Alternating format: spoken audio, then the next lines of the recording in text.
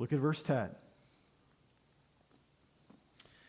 Many shall purify themselves and make themselves white and be refined, but the wicked shall act wickedly, and none of the wicked shall understand, but those who are wise shall understand. Do you know why wicked people are wicked?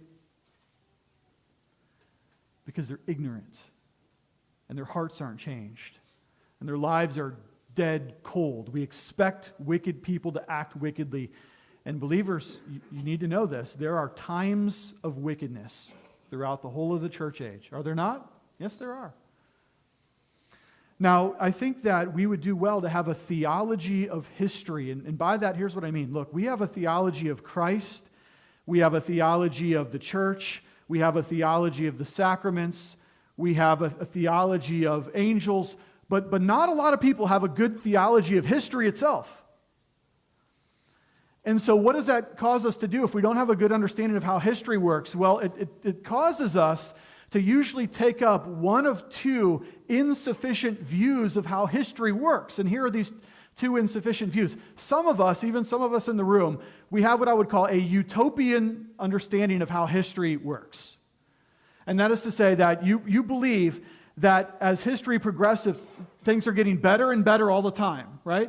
As medicine advances and technology advances and as science advances, some of us have this understanding, I think it's too superficial though, that things are just getting better. Some people believe that. Other people of you, maybe you're in the opposite camp, you are a dystopian, meaning that what you think is that history is always getting worse.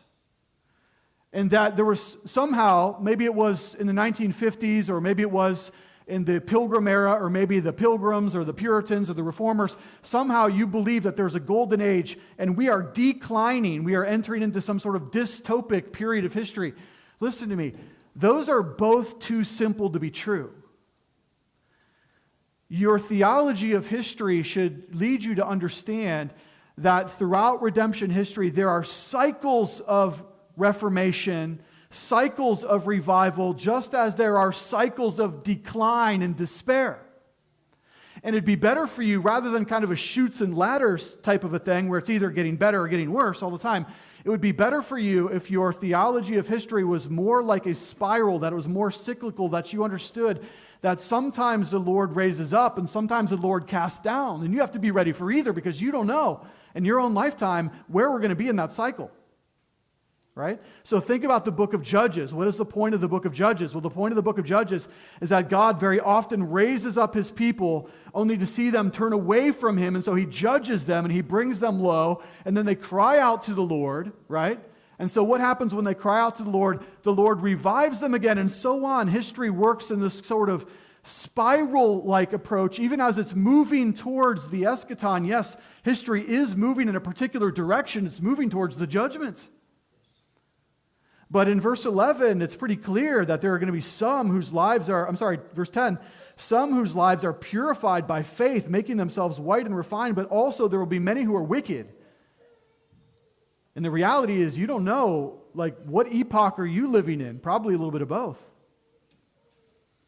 Now, if you don't like the idea of the spiral, if that doesn't make sense to you, then maybe it would be good for you to think of history theologically as like two tracks, like a railroad. Okay? Maybe this makes sense, because on one hand, you have the secular history of the kingdoms of this world. You have the nations of this world. You have elections. You have one king rising up, another king being displaced. You have the wars and the plagues and the famines and all of the things that are in this world. But parallel to that, running parallel to that is what? It's the kingdom of God advancing.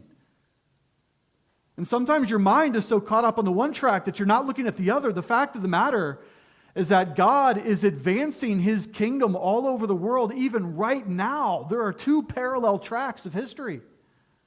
Don't be so confused by the one that you forget about the other, and vice versa.